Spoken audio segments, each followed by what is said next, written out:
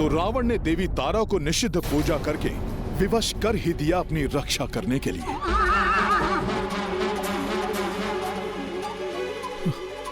प्रभु, देवी तारा से सुरक्षा पाने के कारण रावण बहुत बड़ा संकट उत्पन्न कर सकता है। हनुमान, कोई भी देवी देवता वो धर्म के विरुद्ध कभी नहीं जाते हैं। देवी तारा भी धर्म के विरुद्ध कभी नहीं हो सकती। और फिर रावण की रक्षा कोई भी करे, किंतु धर्म की रक्षा करना मेरा कर्तव्य है, जिससे मैं कदापि पीछे नहीं हटूंगा। हनुमान, बस तुम इतना ध्यान रखना कि जब तक मैं रावण को परास्त नहीं कर लेता, कोई भी आगे ना आए। जो आज्ञा प्रभु।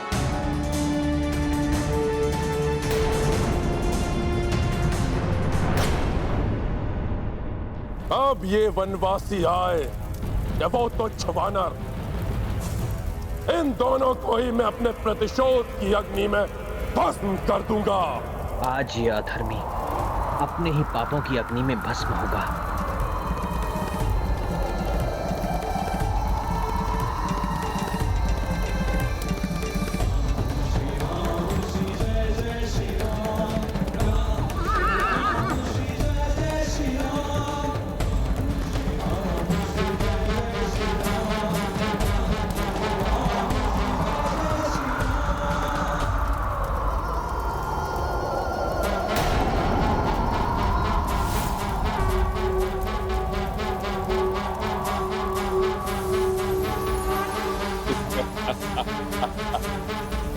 ये क्या प्रभु श्री राम इस दुष्ट रावण के सामने हाथ जोड़ रहे हैं?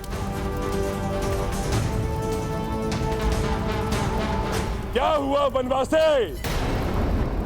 मेरे भय के कारण तुम्हारी वानर सेना पीछे ही रह गई। एकाकी पड़ गए हो तुम, इसीलिए भयभीत होकर तुम भी हाथ जोड़ रहे हो। भ्रमित मत हो रावण, ये जो मैंने प्रणाम किया है तुम्हें नहीं, उन देवी तारा को जिन्हें तुम निषिद्ध पूजा के द्वारा विवश करके अपनी सुरक्षा के लिए लेकर आए।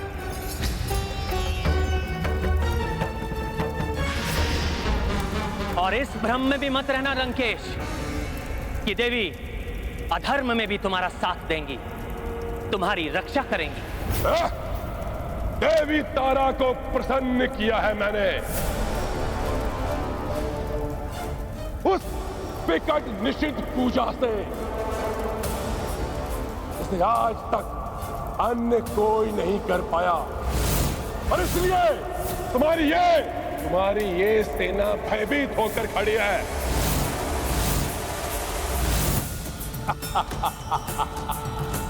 देवी तारा की सुरक्षा पाकर तुम्हारी बुद्धि पूर्णतः भ्रमित हो चुकी है लंकेश। मेरी सेना तुमसे भयभीत होकर नहीं, मेरे आदेश के कारण पीछे रुकी है, क्योंकि तुम्हारे अधर्म और आतंक को मिटाने के लिए, तुम्हें तुम्हारे पाप कर्मों का दंड देने के लिए मैं एकाकी ही पर्याप्त हूं। मुझे दंड दोगे तुम? तुम्हारी अर्धांगिनी को छीन लाया ये रावण, और तुम कुछ नहीं कर सके। प्रतीत होता है कि अपनी अर्धांगिनी के साथ अपना विवेक भी खो चुके हो तुम। भैया राम ने अपनी आज्ञा से मेरे हाथ बांध दिए हैं, अन्यथा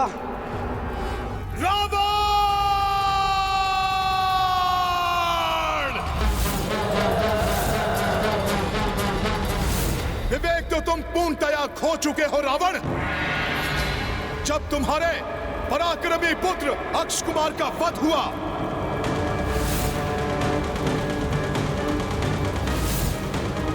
तब भी तुम्हारा विवेक नहीं जागा। तुम्हारी सोने की लंका भस्म हो गई, फिर भी तुम विवेकहीन बने रहे रावण।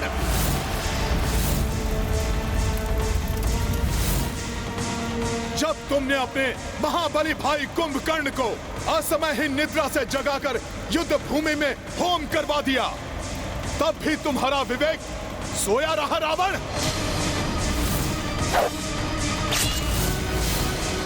मेघनाद, महिरावण सहित एक एक करके तुम्हारे हर योद्धा तुम्हारे अहंकार की बलि चढ़ते चले गए, फिर भी तुम विवेक शून्य ही रहे। महाज्ञानी रावण, वो तो प्रभु श्री राम ने हमें युद्ध ना करने के वचन से बांध दिया है, अन्यथा प्रभु के लिए अनुचित बोल कहने वाली तुम्हारी ये जिह्वा अब तक कटकर धरती पर पड़ी होती। लंकेश, कौन काटेगा मेरी जीवा? ये एकाकी वनवासी।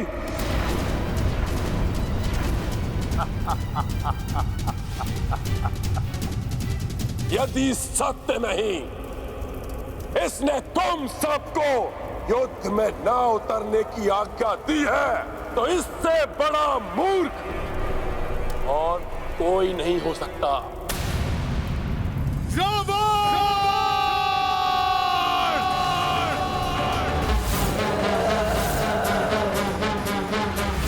बस चिल्लाओ मत, चिल्लाने से सत्य नहीं छुपता। वनवासी, मैं समझता था तुम पराक्रमी योद्धा तो हो, बड़े चतुर भी हो। खरदूषण, ताड़का सहित सहस्त्रों राक्षसों का वध किया तुमने। इन उपद्रवी और चंचल वानरों को अपने वश में किया और इनकी सहायता से इस बड़े विशाल समुद्र पर सेतु बनाकर लंका तक आने का असंभव कार्य भी किया।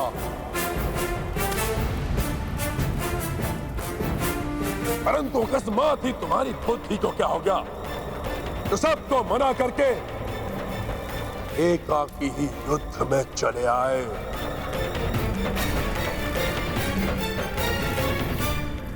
ये मर्यादा युद्ध की है, जिसे तुम जैसे अधर्मी राक्षस नहीं समझ सकते रावण। अब मात्र तुम ही शेष हो, एकाकी हो।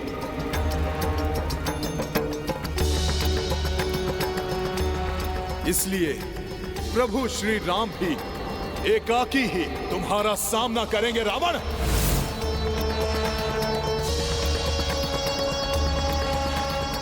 वानर, रावण से एकाकी ही युद्ध करने का दुस्साहस कर रहा है तुम्हारा ये प्रभु। मैंने तो यहां तक सुना है कि ये युद्ध में एक टग भी पीछे चला गया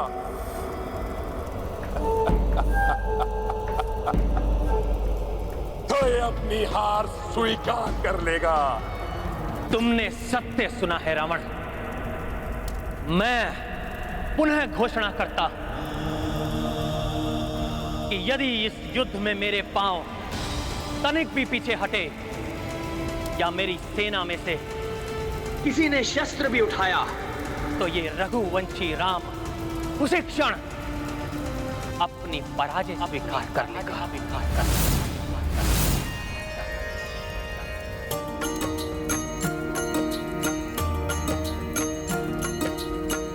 एकाकी रण मह रघुराई, जोड़ी गे पराजय हुई भाई। प्रण सो रघुनाथ उठाए, अनुशंसा मह कपि भी आए।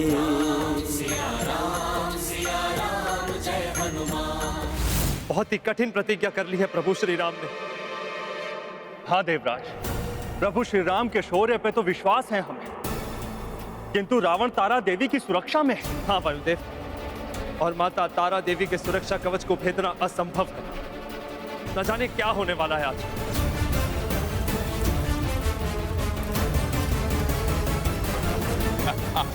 बावला हो गया है ये वनवासी, स्वयं ही मृत्यु के मुख में जाना चाहता है। एक तो मैं स्वयं मायावी शक्तियों का स्वामी हूं, और दूसरा मैं माता तारा देवी के संरक्षण में हूं।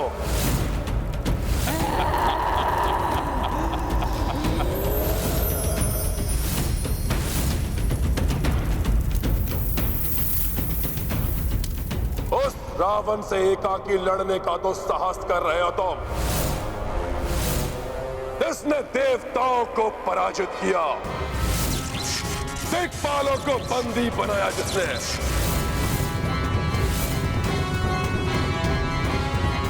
ग्रह नक्षत्रों को अपने इच्छानुसार नचाया,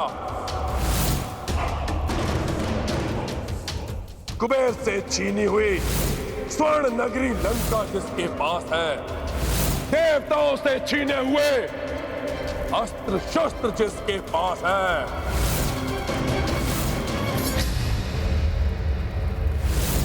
महादेव शिव और ब्रह्मा जी दोनों के वरदानों से सज्जित उस महान रावण से एकाकी लड़ने का साहस कर रहे हो तुम।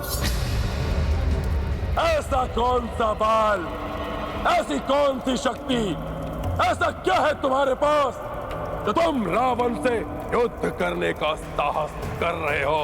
बोलो, क्या है तुम्हारे पास?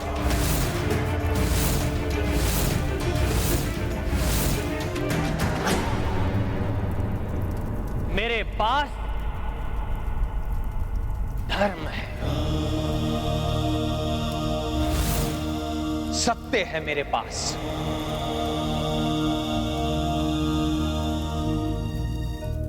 जिसका बल तुम्हारे वरदानों और तुम्हारी धन संपदा से अधिक है, और जिन सीता का तुम छल से हरण करके लाए और यहां लंका में बंदी बनाकर रखा, वो भी मेरे ही पास है, मेरे हृदय में।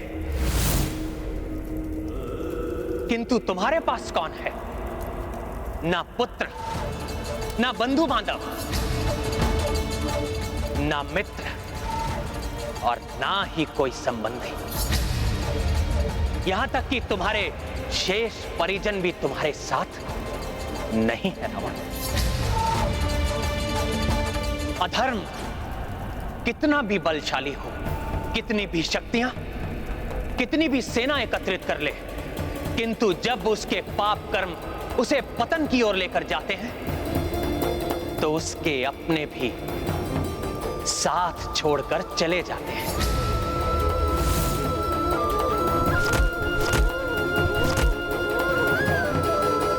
और अंत में वो एकाकी ही रह जाता है। बस बंद करो अपना ये अनर्गल प्रलाप।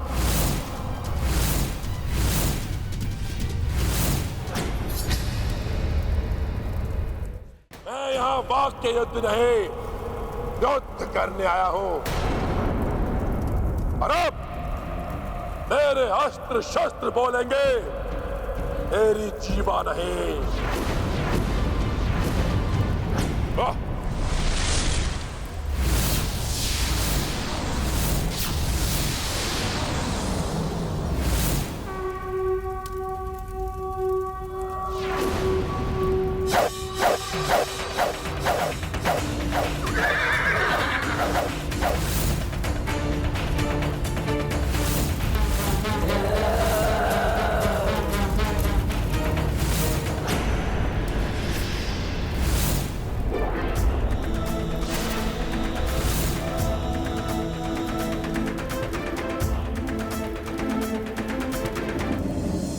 शक्ति है तुम्हारे धनुष की टंकार में, परंतु मेरे दिव्यास्त्रों के समक्ष तुम्हारी समस्त शक्तियां विफल हो जाएंगी वनवासी।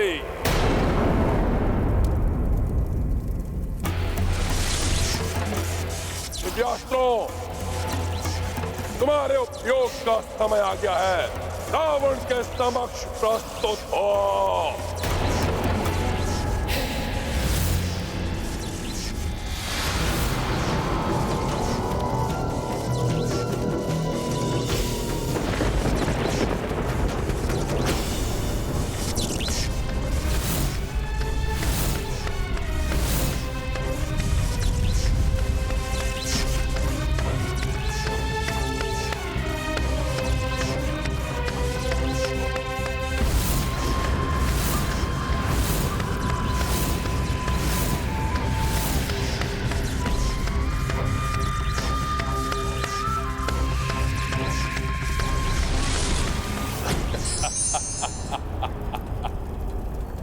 देखा वनवासी, ये है वो महान दिव्यास्त्र जिन्हें मैंने देवताओं से छल, बल, युक्ति और भक्ति के आधार पर प्राप्त किए हैं।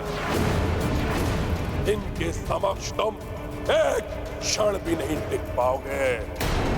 अस्त्रों का क्या प्रदर्शन कर रहे हो रावण? प्रभु को छल, बल या किसी अन्य साधन की आवश्यकता ही नहीं पड़ी। सदैव श्रेष्ठ धर्म का पालन करने वाले प्रभु को तो स्वयं महर्षि विश्वामित्र, ऋषिवर अगस्त्य जैसे महान ऋषियों ने इनके शौर्य से प्रसन्न होकर अनेक दिव्यास्त्र प्रदान किए हैं।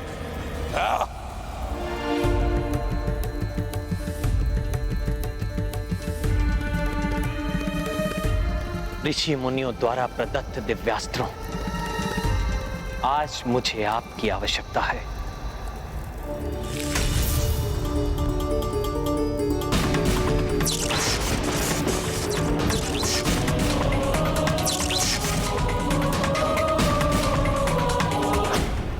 प्रणाम देवों।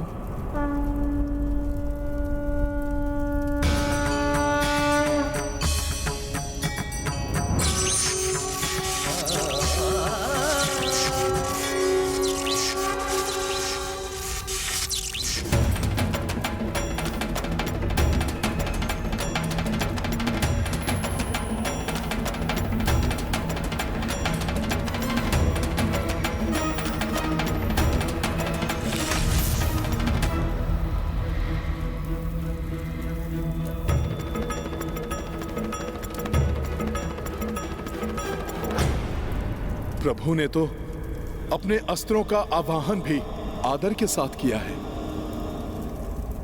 जबकि रावण अस्त्रों को भी अपना दास ही समझता है। यही भेद है धार्मिक और अधर्मी में।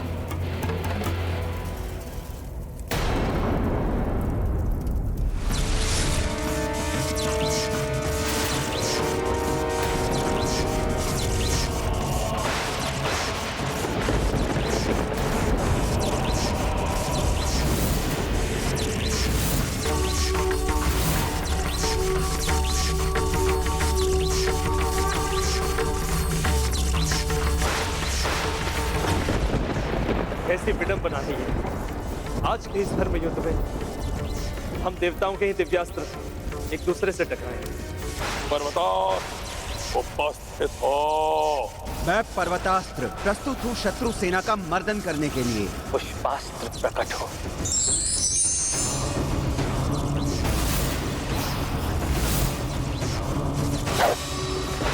मैं पुष्पास्त्र पुष्प वर्षा करने के लिए प्रस्तुत हूँ। ऐसा विचित्र व्यवहार क्यों कर रहा है ये वनवासी?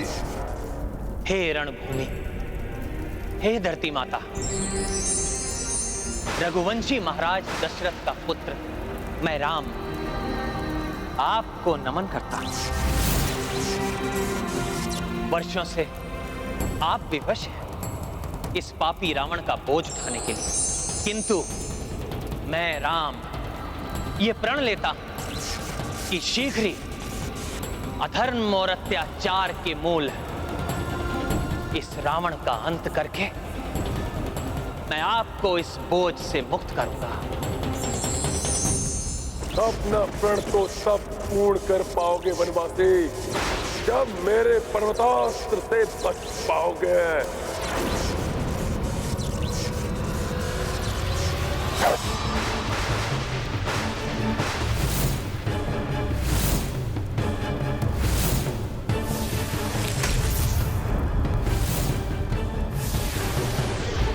मेरे प्रथम अस्त्र से ही तुम सब की इसी रणभूमि में समाधि बन जाएगी।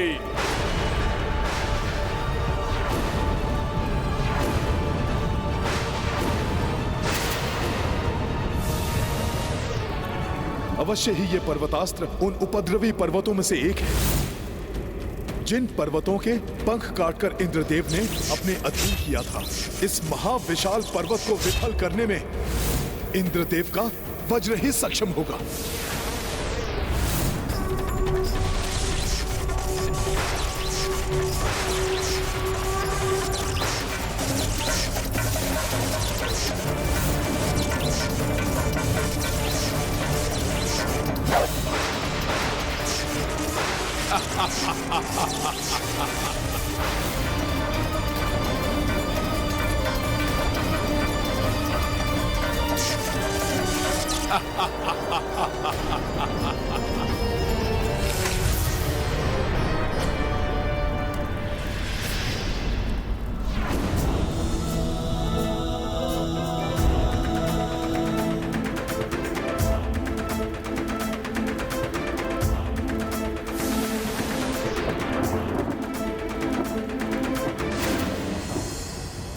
मेरा अनुमान सत्य ही निकला। प्रभु ने इंद्रास्त्र के विरुद्ध इंद्रास्त्र का ही आवाहन किया है। जय श्री राम। जय श्री राम।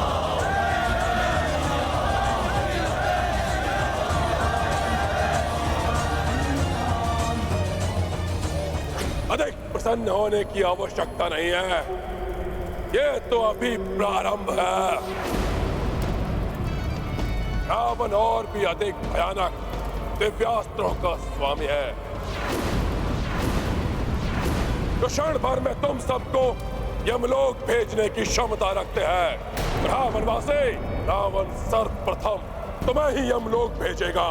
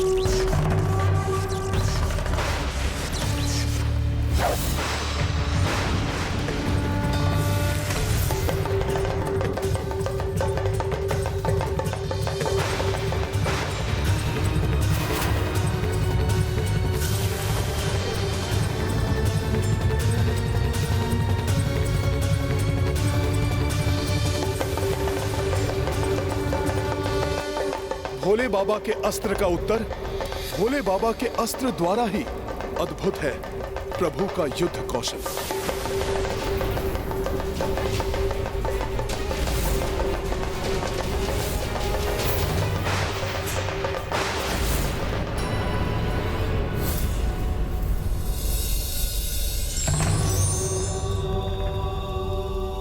मेरे महान दिव्यास्त्रों को सफल करने वाले वनवासी, अब मैं ऐसे दिव्यास्त्रों का उपयोग करूंगा कि जिन्हें असफल करना तुम्हारे बस में नहीं है, जो तुम्हें तुम्हारी इस वानर सेना के साथ क्षण भर में नष्ट कर देगा।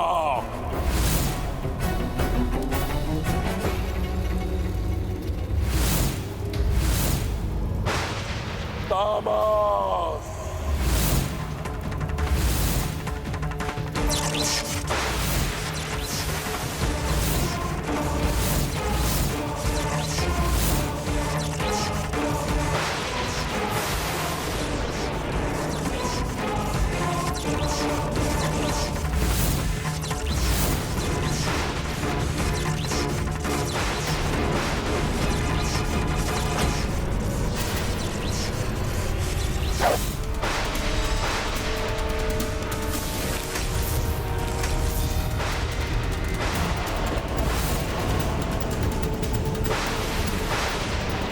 तीन देवताओं की शक्ति से निर्मित ये तामास्त्र महाविनाश मचा सकता है।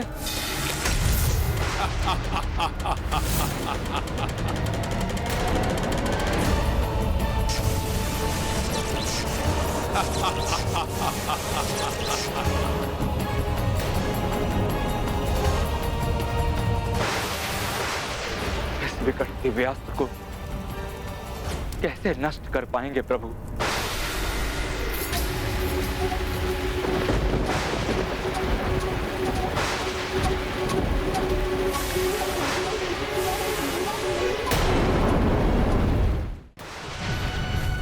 ये दिव्यास्त्र तो अम्लीय रसायन की वर्षा कर रहा है। घातक होगा ये संपूर्ण वानर सेना एवं प्रभु के लिए। ये प्राणघाती हमले है। ये देखो हमले की वजह तुम्हारे हट जाओ वहां से। सावधान सैनिकों, ये प्राणघाती हमला है। सैनिकों, अपनी रक्षा करो। बचो नल, हमारी ओर आ रही है। हट जाओ वहां से, हट जाओ नल। रावण, तुमसे युद्ध करने मैं आया हूं, तो फिर मेरी सेना को यातना देने के लिए क्यों चलाया तुमने ये अस्त्र? वनवासी, तुम अपनी सेना को रोक सकते हो मुझसे युद्ध करने के लिए, किंतु मुझे नहीं रोक सकते तुम पर या तुम्हारी सेना पर वार करने से।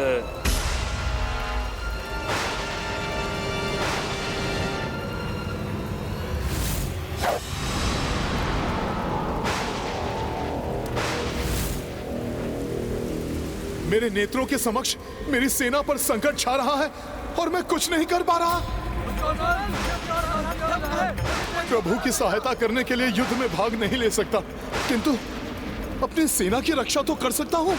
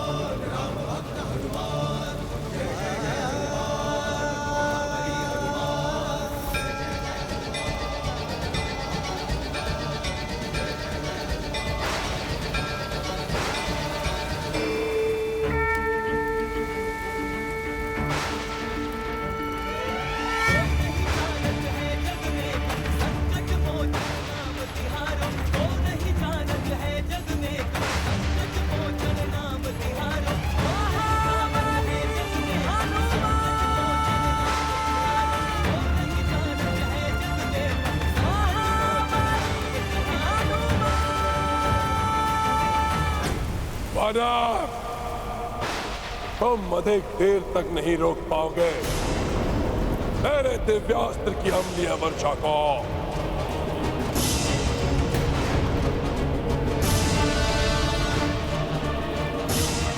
तीन दिव्यास्त्रों के सम्मिलन से बने हुए इस प्राणनाशक रसायन के प्रभाव को रोकने वाला इस संपूर्ण ब्रह्मांड में कोई नहीं।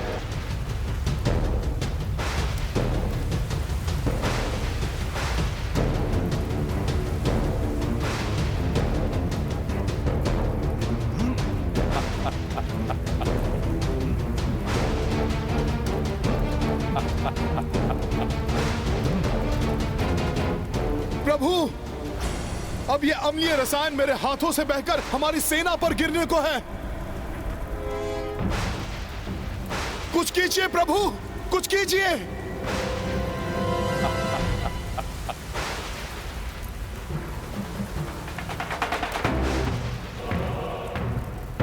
ये तो हनुमान की देह से भी टपकने लगा।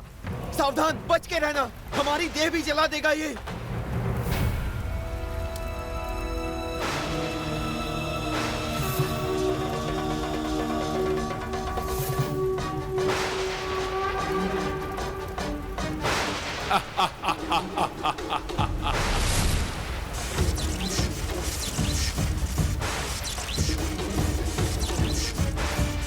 प्रभु भी इंद्रदेव, वायुदेव एवं वरुण देव की शक्तियों वाले अस्त्रों का प्रयोग कर रहे हैं।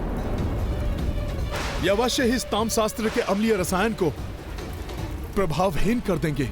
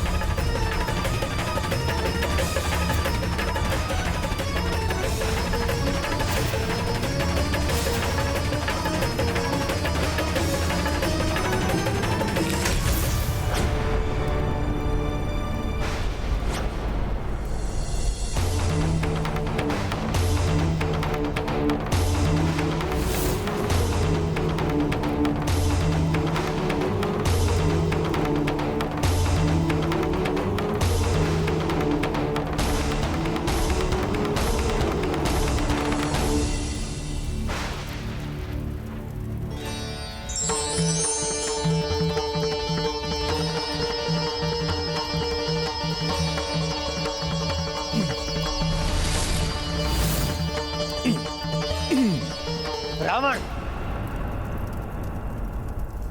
तुमसे युद्ध करने मैं आया हूं।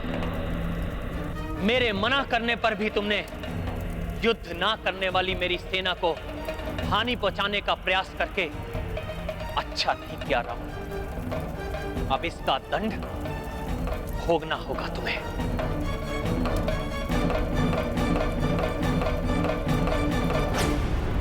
ज्योति का अस्त्र।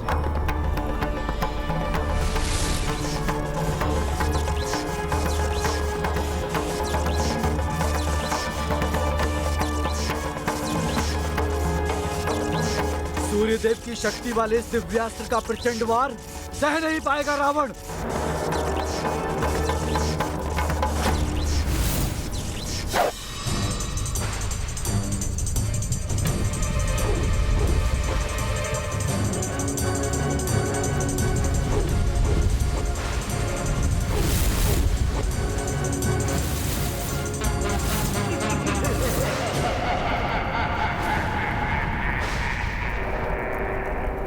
ये क्या?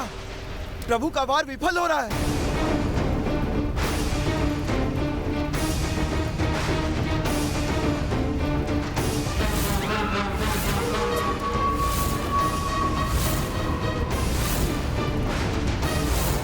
ये ज्योति का अस्त्र की घातक रश्मियां लुप्त कैसे हो जा रही हैं?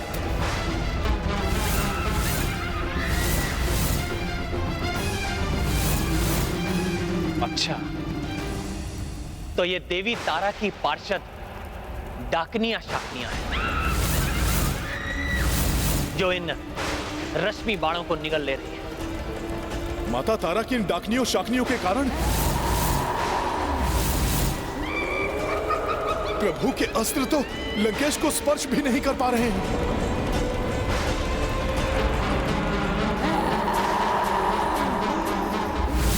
जब तक रावण माता तारा देवी के सुरक्षा कवच में है, हम देवताओं द्वारा प्रदत्त कोई भी दिव्यास्त्र कार्य नहीं कर सकता। वनवासी, तुम्हें एक बार स्मरण करा दूं मैं, आज ये रावण अपराजय है। देवी तारा को विवश कर दिया है मैंने अपनी रक्षा करने के लिए।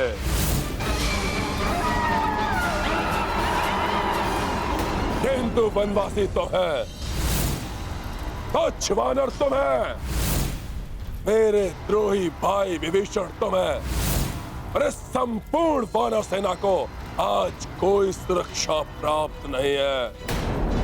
आज सबका अंत कर देगा ये रावण, कर देगा ये रावण।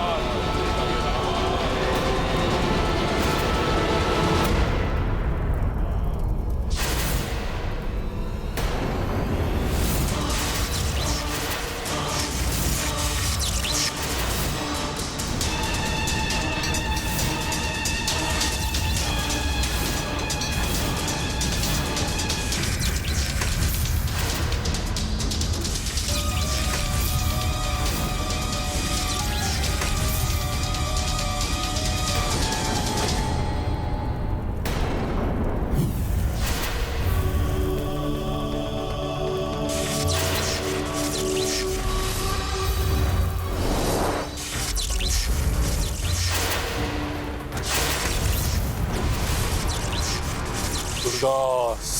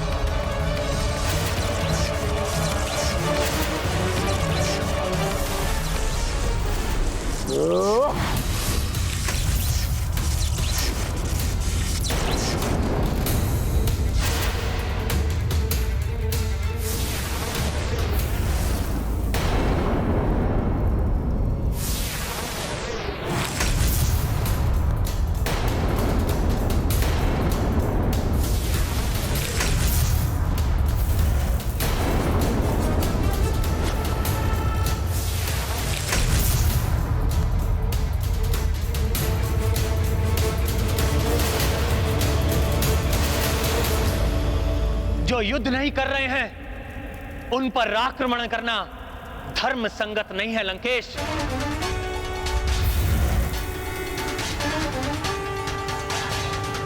कहीं दुष्ट रावण के गदा प्रहार से प्रभु श्री राम के पग न डगमगा जाएं।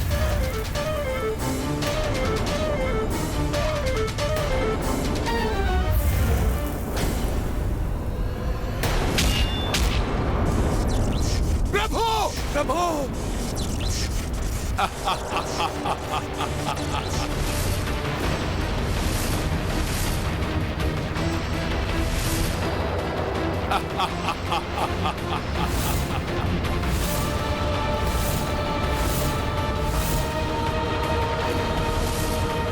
कहीं श्री राम गदा के इस प्रहार से पीछे की ओर हट गए तो अनर्थ हो जाएगा।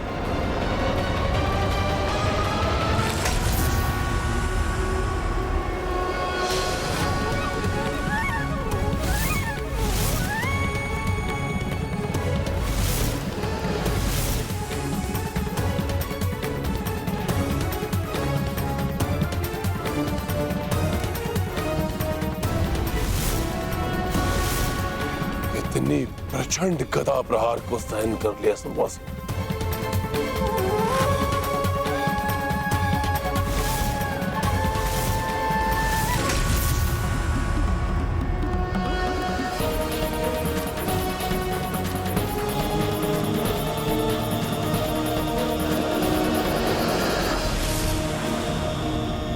गदा प्रहार से तो तुम पीछे नहीं हटे वनवासी, परंतु अब मैं अपने दिव्यास्त्रों से तुम्हें इतना घायल कर दूंगा कि तुम्हारे पांव पीछे तो हटेंगे ही, तुम लड़खड़ा कर गिर भी जाओगे और तब तुम्हें अपने प्रण के अनुसार पराजय स्वीकार करनी होगी।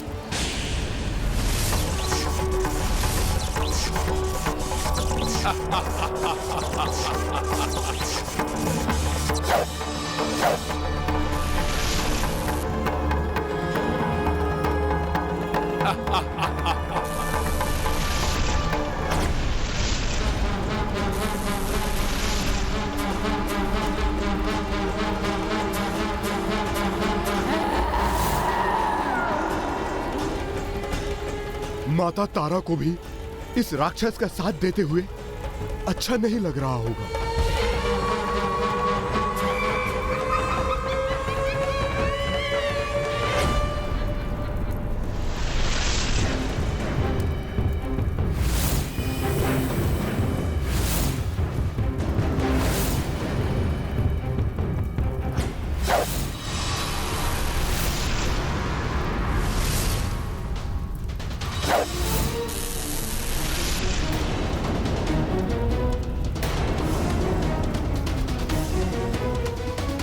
बहुत प्रहार कर लिया तुमने अपने धनुष से लंकेश।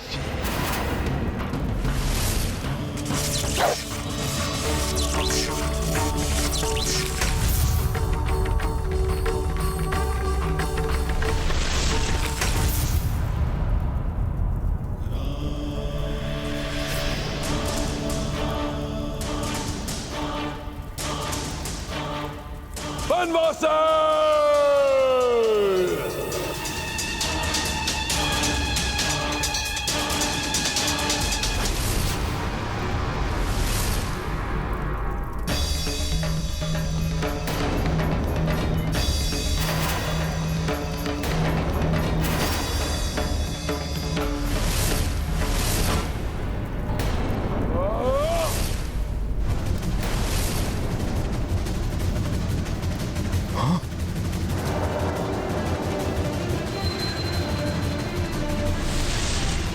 ये क्या? ये भाला तो मायावी है, अदृश्य हो गया ये।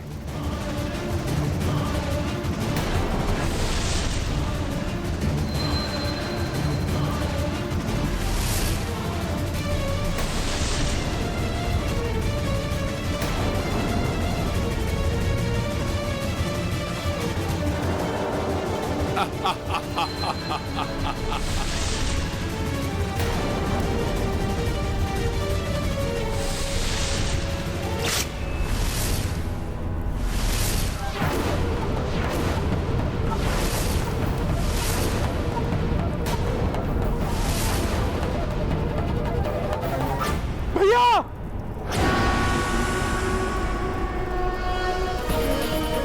स्वामी, आपकी पीड़ा का आभास हो रहा है मुझे भी। रावण, मेरे स्वामी को कष्ट पहुंचाने का और परिणाम भोगना पड़ेगा तुम्हें, भोगना पड़ेगा तुम्हें।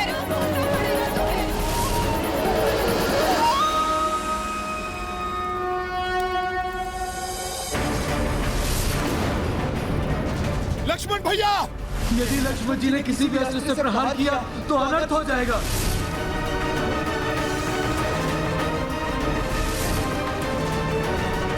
प्रभु श्री राम का ये अटल निर्णय है कि हम में से कोई इस युद्ध के मध्य न आए। फिर लक्ष्मण भैया ये क्या अनर्थ करने जा रहे हैं? बिना सोचे विचारे आवेश में आकर कोई भी कदम नहीं उठाना चाहिए, अन्यथा परिणाम विपरीत हो सकता है।